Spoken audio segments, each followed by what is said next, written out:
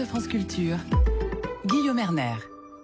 Et hier soir, devant le CRIF, Emmanuel Macron a promis des actes. Le chef de l'État s'est engagé à lutter contre les discours de haine sur Internet et à sensibiliser la chaîne pénale sur la question de l'antisionisme. Mais au fait, ce mot antisionisme et même sionisme, voilà des termes qui sont quotidiennement utilisés dans l'actualité et qui cependant ne sont pas clairs. Et comme vous le savez, mal nommer les choses, c'est ajouter au malheur du monde. C'est la raison pour laquelle j'ai invité Alain Dieckhoff. Bonjour, vous êtes directeur du Centre de recherche international de Sciences Po. Vous avez notamment publié Le conflit israélo-palestinien aux éditions Armand Collin. Et nous allons tenter tous les deux de clarifier ces termes qui ont une forte charge polémique. Et peut-être tout d'abord, Alain Dieckhoff, nous dire comment est né le mot sionisme, peut-être aussi comment est née la chose.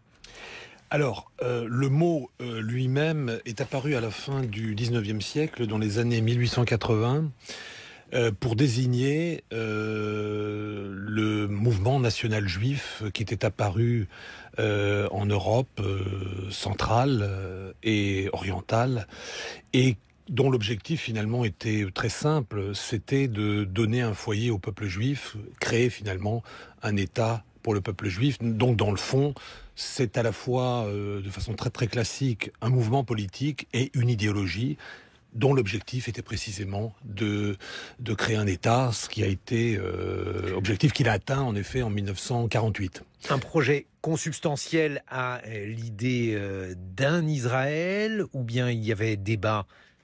Non, il y a eu débat à l'époque, il y a eu débat à l'intérieur du monde juif, il y a eu débat. Ce mouvement était dans le fond très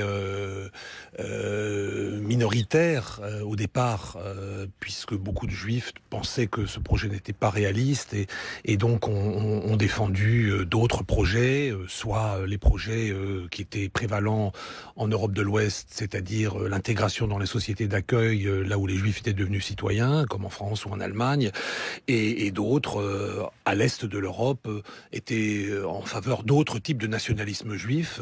Ils voulaient, comme le Bund par exemple, tout simplement.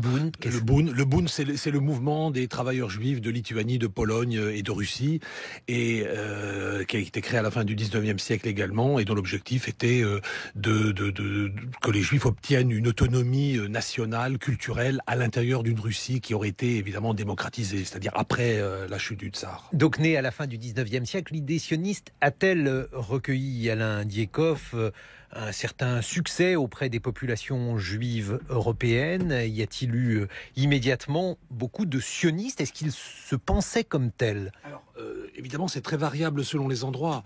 En Europe de l'Est, à l'évidence, oui, il a eu un succès important. Il n'était pas le seul, encore une fois, comme je viens de le dire, le Bund était très important aussi.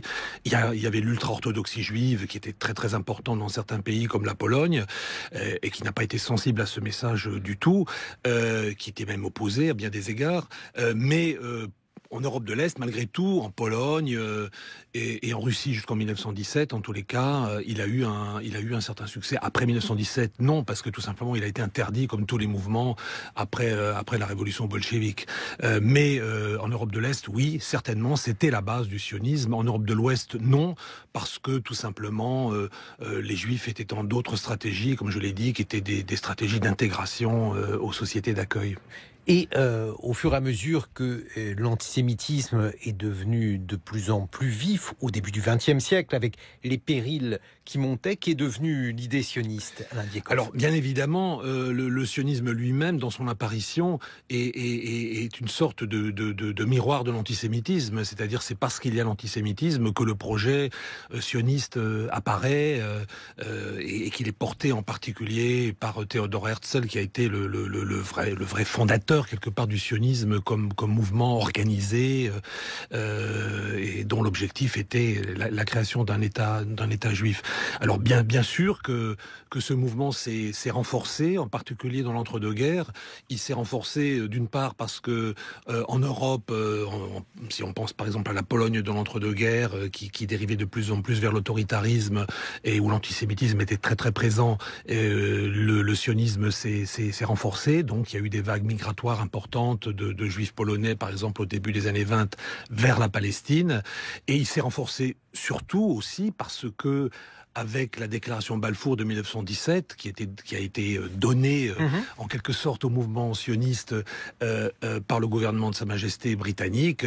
Il a obtenu une reconnaissance internationale et est devenu à partir de ce moment-là un interlocuteur de la puissance mandataire britannique. Alors ça, c'est pour une définition et une brève histoire du sionisme. L'antisionisme maintenant, Alain Diekhoff. Alors, pour arriver à l'antisionisme, il faut quand même dire un mot d'un autre sens, dans le fond, que le terme sionisme a pris aussi, qui n'était pas le sens que je viens de décrire, qu'on pourrait qualifier de finalement une approche analytique, ou aussi même une valorisation du sionisme par ceux qui pouvaient être ses promoteurs, c'est-à-dire que par les juifs qui étaient engagés dans ce mouvement, comme Ben Gourion, qui évidemment revendiquait cette étiquette de sioniste comme quelque chose de positif. Ben Gourion qui a été le premier président de l'État d'Israël. Le premier ministre.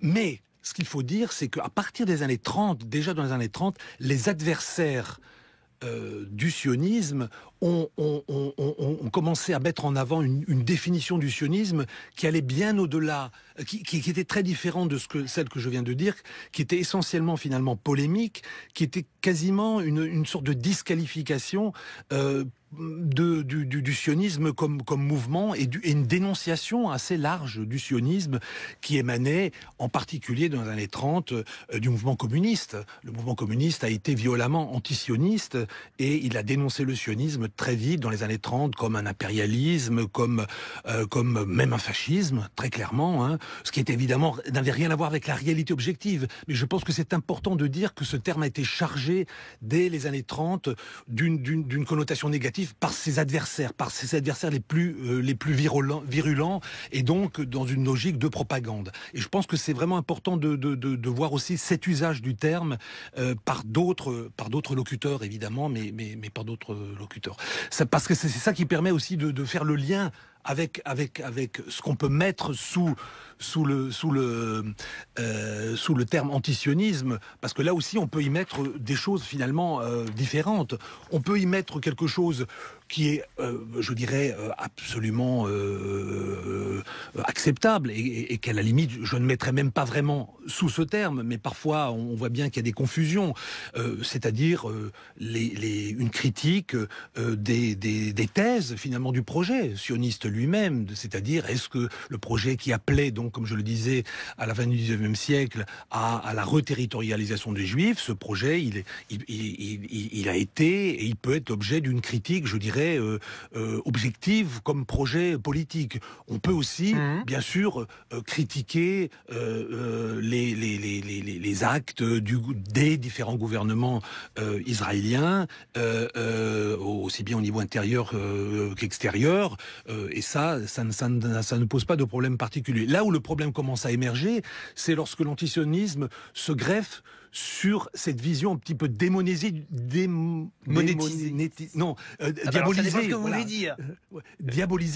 Diabolisée en fait du sionisme que j'ai évoqué auparavant, c'est-à-dire lorsqu'on dérive vers une conception où on critique un soi-disant sionisme mondial, etc., où on véhicule finalement toute une sorte de vision fantasmatique d'une sorte de puissance juive omniprésente, mais en utilisant le terme sionisme. Là, l'antisionisme va vers autre chose, vers quelque chose de démonologique, et je crois que c'est là il y a un vrai problème, indéniablement. Alain Diekhoff, dans les années 1930, l'antisémitisme est à un niveau tel que l'accusation d'impérialisme lancée contre les Juifs qui veulent vivre en Israël semble un peu étrange. Est-ce que ça n'est pas aussi une manière d'emblée de considérer que le droit des Juifs à vivre, ou en tout cas à vivre paisiblement, peut être contesté ? Il y avait certainement de ça, parce que comme je l'ai dit, l'origine de cette vision un peu démonologique du sionisme, véhiculé en particulier par le mouvement communiste international à l'époque, était aussi reposé sur le fait que le projet communiste était évidemment aux antipodes quelque part du projet sioniste. C'était un projet, en tous les cas, dont la vocation était internationaliste.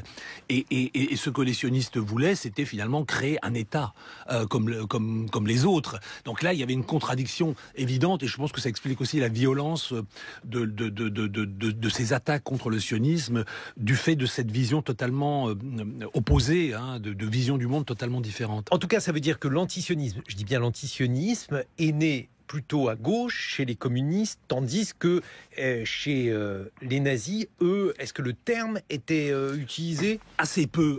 Il y a beaucoup de contradictions dans le discours du nazisme autour de cela. Ils étaient évidemment foncièrement, et on le sait, totalement antisémites.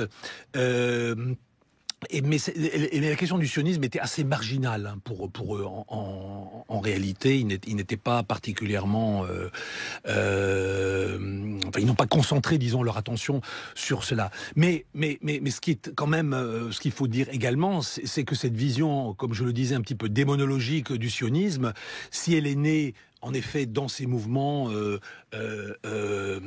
communistes, d'ailleurs, il y a un épisode très connu qui est de l'après-guerre, lui, 1952. C'est le procès Slansky. C'est un procès contre le secrétaire général du Parti communiste tchécoslovaque qui était juif. Comme 10 autres de ses co-accusés, il y en avait 14 qui ont été accusés en 1952 de complot sioniste, alors qu'ils étaient communistes, et c'était un moyen, en fait, de s'en prendre à des juifs, très clairement. Ils ont d'ailleurs été, pour la plupart, exécutés. Donc, vous voyez, mais le point important, c'est que, si vous voulez, il y a aussi eu un transfert, une diffusion de ce type d'approche qu'on a pu retrouver ensuite dans les années 50, 60, dans certains mouvements panarabes, dans l'extrême droite aussi. Donc ça s'est diffusé, si vous voulez. Il y a cette vision un peu démonologique du sionisme n'est plus restée l'apanage du mouvement communiste, mais a eu tendance à s'étendre ailleurs. 7h54 sur France Culture. On continue en votre compagnie, Alain Diekov, vous qui êtes directeur du Centre de recherche internationale de Sciences Po et auteur du conflit israélo-palestinien aux éditions Armand Collin, d'explorer ce champ lexical entre sionisme et antisionisme.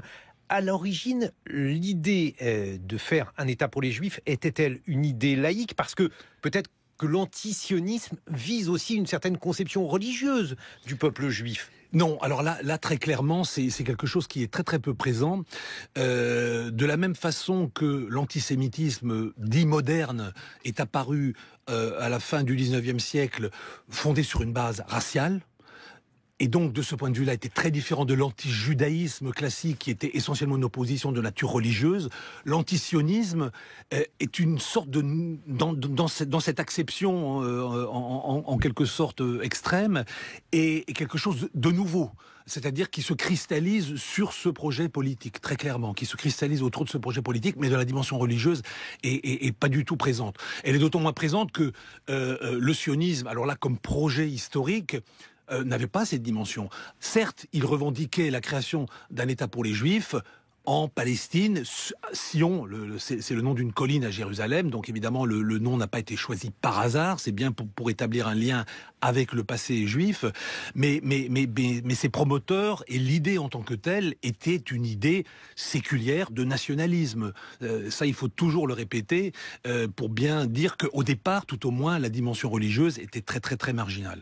Dans l'après-Seconde Guerre mondiale, après la Shoah, donc Alain Diekov, est-ce que la légitimité d'Israël devient plus forte, incontestable ? Bref, je vous laisse utiliser le terme qui vous convient. Non, la légitimité d'Israël dans l'après-Deuxième Guerre mondiale a été évidemment difficile, très très limitée, très contestée. Aujourd'hui, en tant qu'État, en tous les cas, Israël a une beaucoup plus grande légitimité internationale qu'en 1950. Pourquoi ? Alors, pourquoi ? Parce que quelque part, l'État, si on l'explique aujourd'hui, il faut un tout petit peu expliquer le passé. Le passé, c'est que quand Israël a été créé, dans le fond, il a été reconnu par les États-Unis, par l'Union soviétique. Ça peut paraître paradoxal par rapport à ce que j'ai dit ensuite sur la position auparavant sur la position du mouvement communiste, mais tout simplement parce qu'à l'époque, en 1947, l'Union soviétique a été favorable à la création d'un État juif parce qu'il voulait surtout chasser les Britanniques de Palestine et il pensait pensaient que c'était le meilleur moyen de le faire. Donc il y avait une raison tactique qui les ont conduits à reconnaître l'État d'Israël. Mais sinon, Israël était surtout, dans le fond, un État qui avait des liens avec l'Occident, pour faire vite. Et avec les pays de l'Est jusqu'en 1967. Mais sinon, sa légitimité internationale était assez faible. Aujourd'hui, elle est beaucoup plus grande parce que quelque part, l'État s'est normalisé. Il a été reconnu par quasiment tous les États, à part les États, même pas tous d'ailleurs, certains l'ont reconnu aussi, mais certains États musulmans l'ont reconnu, mais la plupart des États musulmans ne l'ont pas reconnu.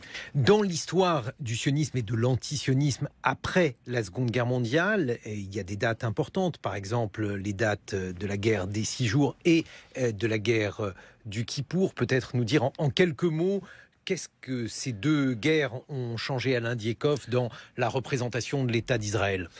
Je pense que 67, c'est un tournant dans un double sens.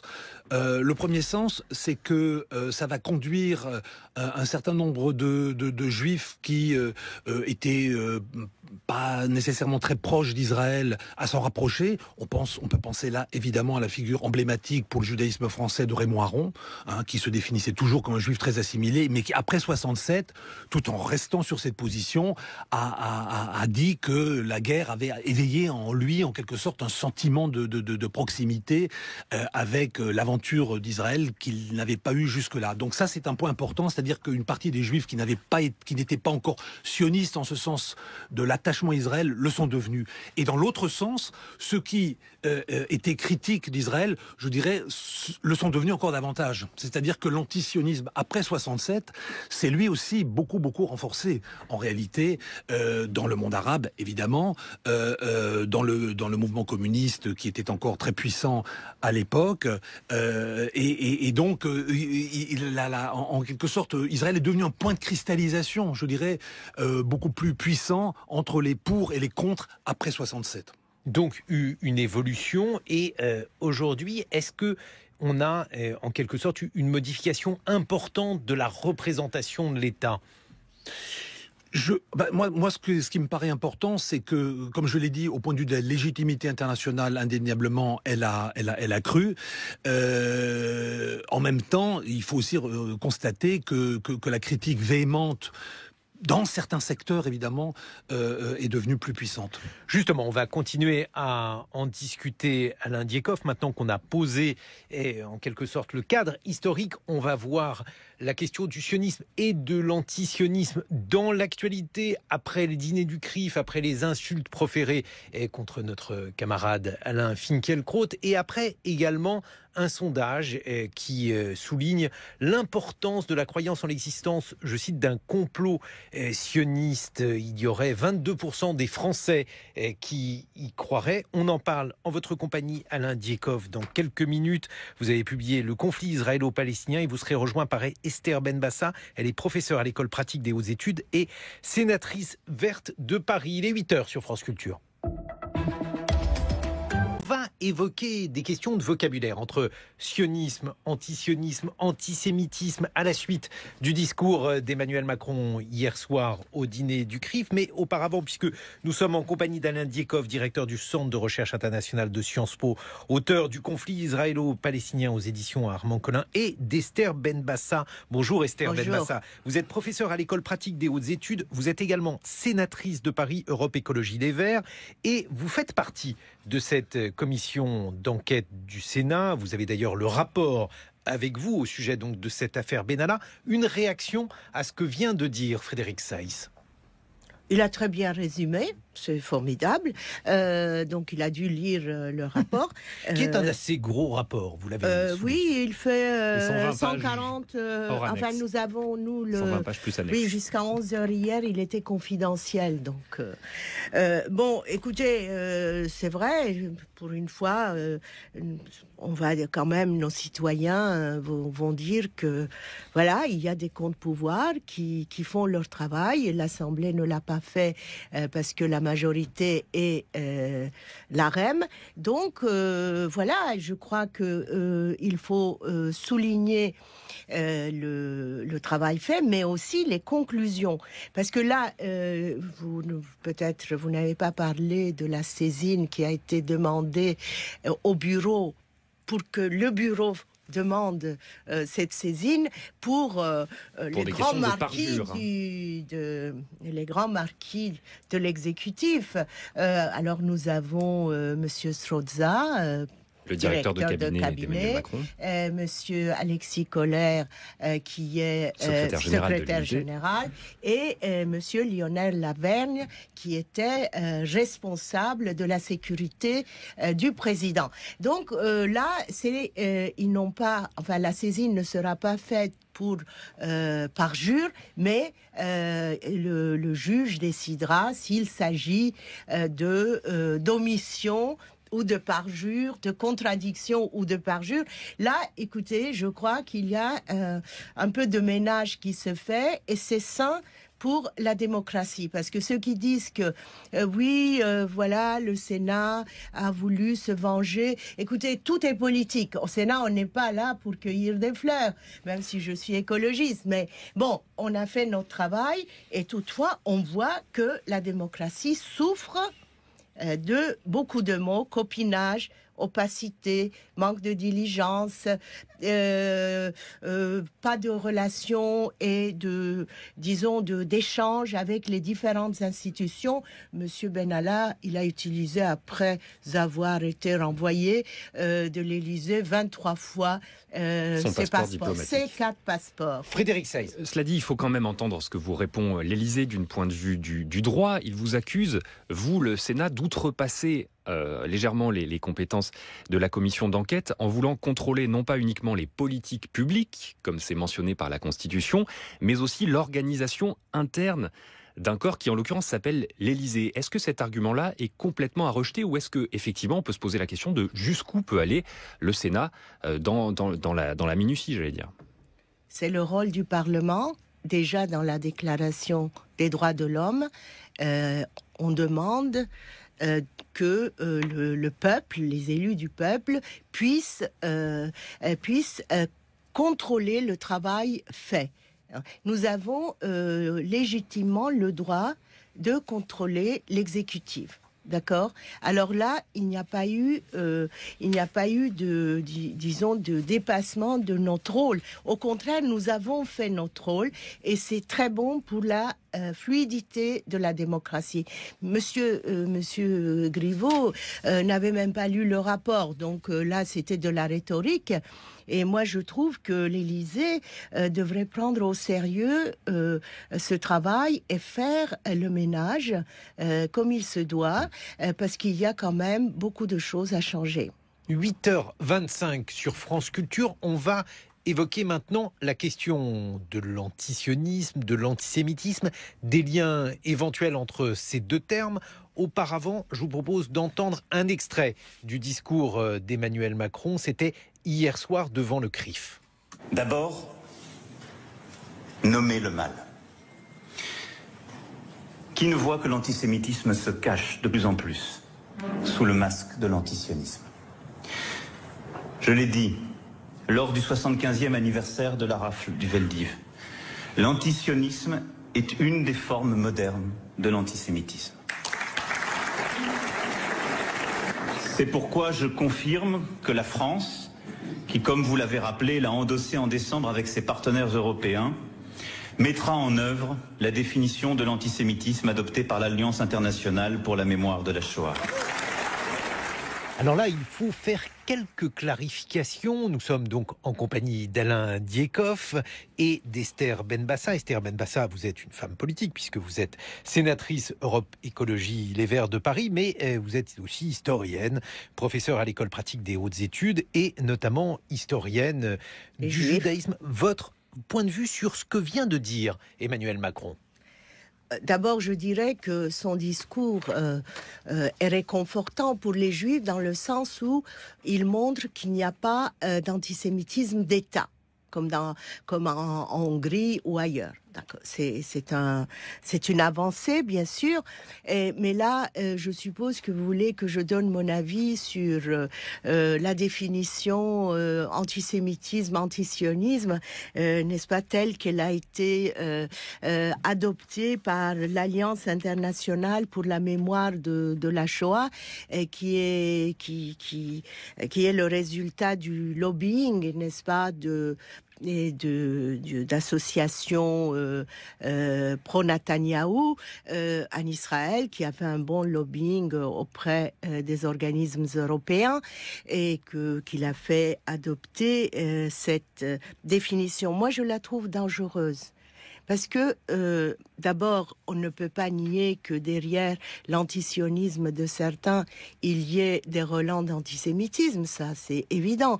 Mais tant qu'on ne demande pas, cet antisionisme n'est pas pour la destruction d'Israël, n'est pas excessif dans la critique, et excessif quand je dis, bien sûr, on a le droit de critiquer la politique israélienne menée aujourd'hui par Monsieur Netanyahou. Même à ce moment-là, si cette loi était valide en Israël aussi, mes amis progressistes israéliens auraient été condamnés. J'en fais partie aussi. Je suis une progressiste dans le sens très large. Et je pense qu'on peut critiquer Israël, on peut critiquer sa politique à l'endroit des Palestiniens, mais on ne peut pas dire que toutes les personnes qui critiquent Israël sont antisémites. Là, on ne peut plus rien critiquer, ni l'Italie, ni la Hongrie, aucun pays. On peut pas critiquer. Voilà. Votre point de vue, Alain Diekov.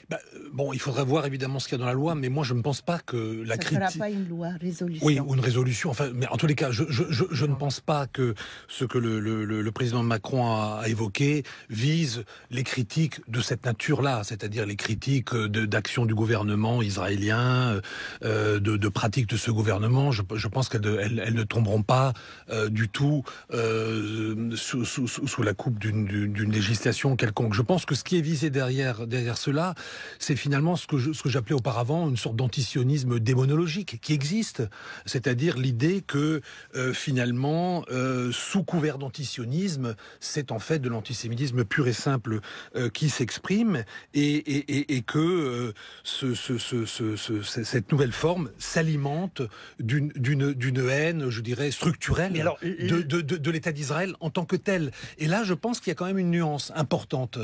Mais comment définir ? Alors, justement, pour la définition, Alain Diekov, parce que la question donc de l'antisionisme, qu'entend-on par antisionisme ? S'agit-il, par exemple, de détruire l'État d'Israël ? S'agit-il d'autre chose ? Votre réponse ? Pour moi, la définition, je la résumerai, de l'antisionisme tel que je l'ai défini, c'est-à-dire ce que j'ai appelé aussi l'antisionisme négateur, si vous voulez. C'est quoi ? Il commence lorsque le droit à l'autodétermination nationale des Juifs est contesté, et il atteint son apogée lorsqu'on appelle à la destruction de l'État d'Israël. C'est ça pour moi l'antisionisme. On est d'accord. Et donc cet antisionisme, on le trouve où par exemple ? Il y a un État qui n'est pas très loin d'Israël, qui est fondé, je dirais, dans une de ses idéologies sur ça, c'est l'Iran. C'est un antisionisme radical qui promeut la promotion de l'État d'Israël. Et ce n'est pas par hasard, et j'insiste sur ce point, ce n'est pas par hasard que ce même État ait, par exemple, il y a quelques années, fait un concours de caricature autour de la Shoah. Parce que cet antisionisme-là va de pair avec un négationnisme absolu et aussi avec un conspirationnisme. Ça, il faut être très clair. Et donc, il ne faut pas essayer de dire « oui, mais la critique ne sera plus possible ». Si, tout à fait. Ce qui est visé, c'est exactement ce que je viens de dire. Et ça, je crois que ça, c'est absolument, en effet, quelque chose qui nourrit l'antisémitisme, pour le coup. Ça me paraît indéniable. Et je crois que il faut se tenir à cela. Il ne faut pas aller au-delà. C'est-à-dire que si on vise un antisionisme, c'est ce type d'antisionisme qu'il faut viser. Le reste fait partie du débat démocratique. Esther Benbassa, votre point de vue à ce sujet ? Je suis d'accord avec le début de ce qu'a dit Monsieur Diekov, mais je vais vous dire, on n'est pas en Iran d'abord. ça n'a rien à voir avec l'antisémitisme et l'antisionisme iranien. Je sais que c'est un grand thème dans les préoccupations de Monsieur Netanyahou et consorts. Toutefois, en Europe, comment on va définir cela?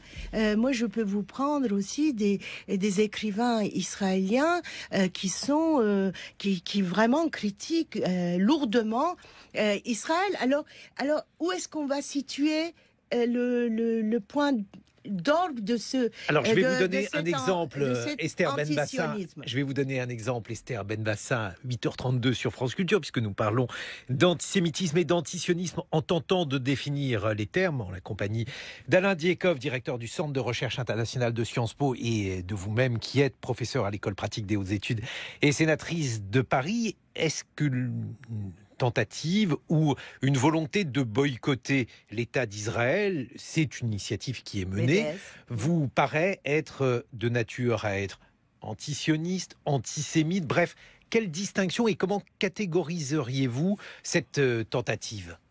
Écoutez, moi, le BDS, moi, personnellement, je ne suis pas d'accord. Mais enfin, c'est une opinion. Ceux qui pratiquent ou adhèrent au BDS, bon, c'est une contestation des importations venant de Palestine, ces oranges de Jaffa. Jaffa, il n'y a pas d'orange, mais il n'y a jamais eu d'ailleurs.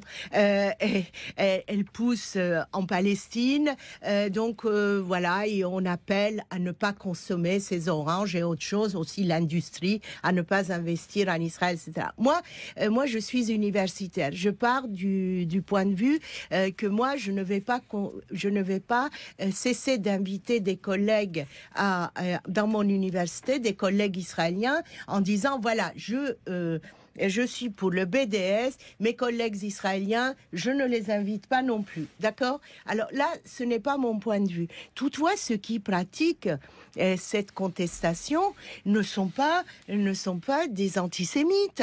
C'est une copie de ce qu'on a fait lors de l'apartheid en Afrique du Sud. Bon, il y a certains qui prennent ça pour tenir des discours antisémites. Il y a aussi parmi les contestataires d'Israël. Mais enfin, d'abord, je finirai en disant que ce sera une proposition de résolution. C'est très décoratif. Hein. On ne peut pas, à partir de ce texte, condamner qui que ce soit. Alain Diekov, votre point de vue là-dessus est justement cette comparaison entre Israël et l'Afrique du Sud du temps de l'apartheid. Dans quelle mesure elle s'apparente justement à de l'antisionisme ou bien au contraire à un parallèle qui peut être justifié, votre point de vue? Alors, bien sûr, ça relève quelque part d'un antisionisme, ça me paraît indéniable. Mais la question de savoir si ça pourrait éventuellement tomber sous le coup d'une loi qui lirait ça à l'antisémitisme est plus problématique.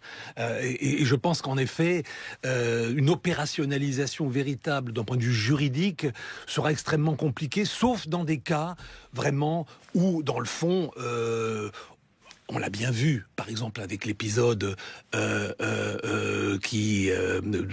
des insultes odieuses vis-à-vis d'Alain Finkielkraut.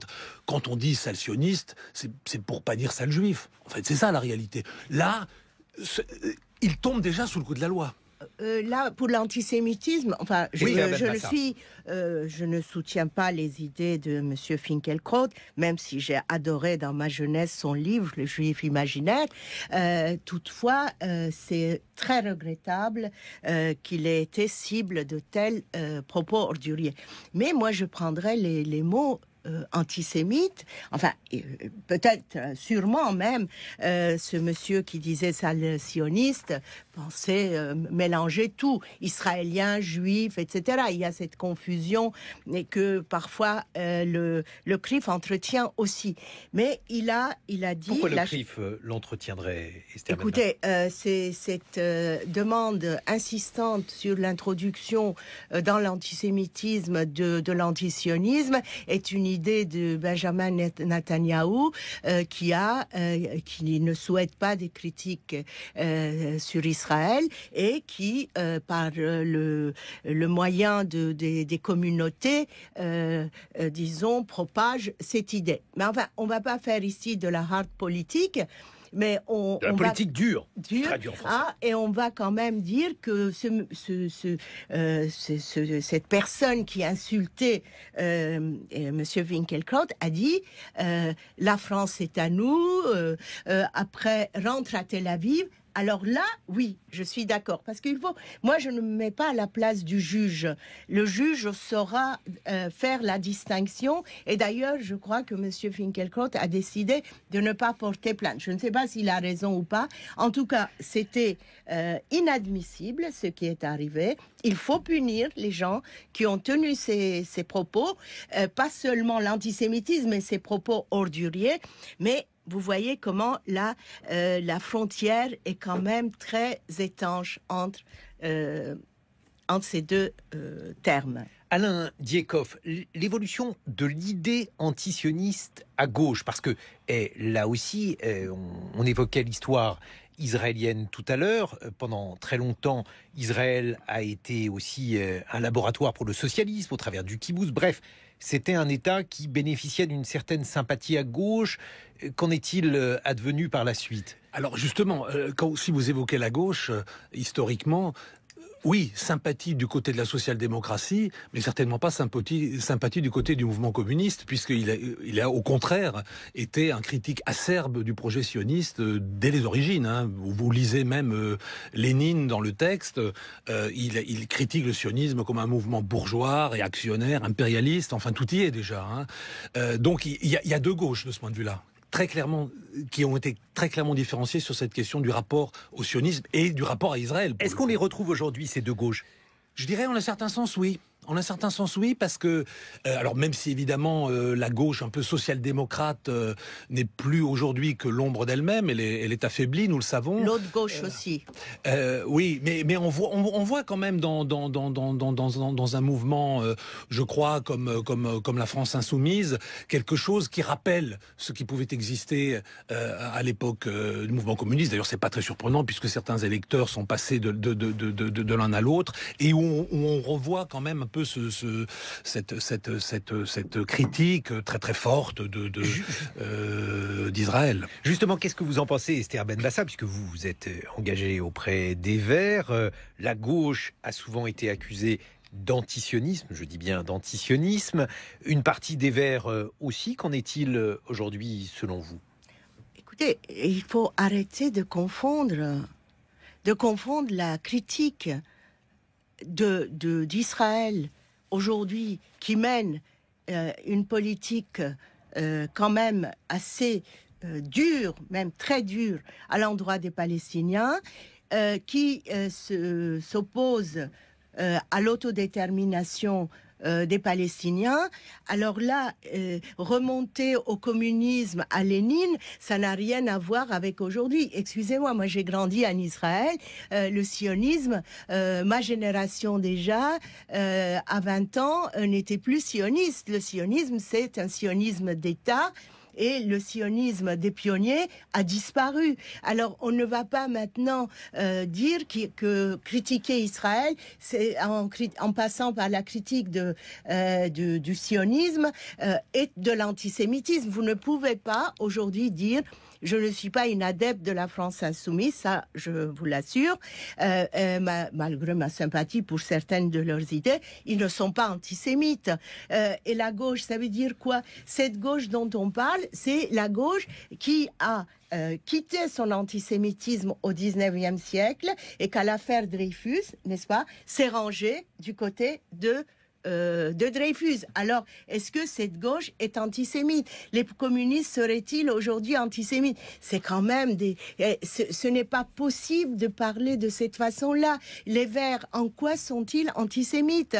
Ils ont élu quand même, moi qui suis, qui a même un accent, qui ne nie pas sa judéité. Voilà, je ne sais pas. Il faut pas non plus aller dans les extrêmes et réduire la critique d'Israël à à l'antisémitisme. Alain Là, Diekhoff. ça serait grave. Non, mais en tous les cas, moi, j'ai pas dit ça. Hein. Moi, j'ai pas du tout dit ça. Non, je ne parle pas de toi. Je parle en général. Non, oui, c'est ça. Non, ça, évidemment, je pense que c'est. Mais en revanche, qu'il y ait une dimension antisioniste ou en tous les cas anti-israélienne dans une partie de cette gauche-là, je crois que ça, c'est relativement incontestable.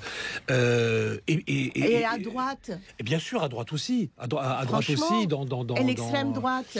L'extrême droite, certainement. On parle des communistes, bien parlons sûr. Non, mais un peu de parce qu'on parlait l'extrême un peu droite. de la genèse de d'une partie de la droite. toute cette idée. Puisqu'on parle justement de l'extrême droite, là aussi il y a eu une évolution, avec notamment une attitude différente par rapport à l'État d'Israël et par rapport à la fois au sionisme et à l'antisionisme, avec tout d'abord une certaine admiration pendant une époque pour les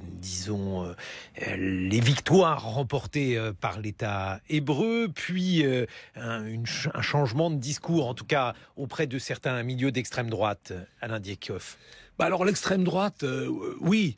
Si on fait un tout petit peu d'histoire, dans les années 60, vous aviez des gens autour de Tixier-Vignancourt et tout ça, qui étaient en un certain sens pro-sionistes, dans le sens où ils voulaient dire par là qu'en fait que les Juifs devaient aller en Israël. Donc de ce point de vue-là, ils voyaient ça positivement. Ben, en fait, c'était clairement parce qu'il y avait une dimension antisémite, quoi, dans le fond. Donc là, en effet, il y a toujours eu une ambiguïté très très forte dans ce courant d'extrême droite. Mais aujourd'hui, je dirais que il y a même plus ça, c'est-à-dire que dans les groupes les plus radicaux, dont certains vont être interdits, il y a une condamnation totale, y compris du sionisme, parce que tout ce qui de près ou de loin a un rapport avec la judéité est condamné. Et puis alors, une autre figure de l'antisionisme, Esther Benbassa, c'est ce sondage qui a été mené par la Fondation Jean Jaurès et l'Observatoire Conspiracy Watch, lequel tendrait à prouver qu'il y aurait 22% des Français qui approuveraient l'idée selon laquelle, je cite, il existe un complot sioniste à l'échelle mondiale. C'est un chiffre qui montrait jusqu'à 36% des sympathisants du Rassemblement national. Qu'est-ce que vous en pensez ? Je pense ce que j'ai dit il y a quelques minutes. L'extrême droite a changé de façade, mais quand même, c'est l'extrême droite qui est allée vandaliser un cimetière juif en Alsace encore il y a quelques jours avec des croix gammées. C'est pas les arabo-musulmans qui utilisent ce n'est pas l'extrême droite. Le parti, le Rassemblement national.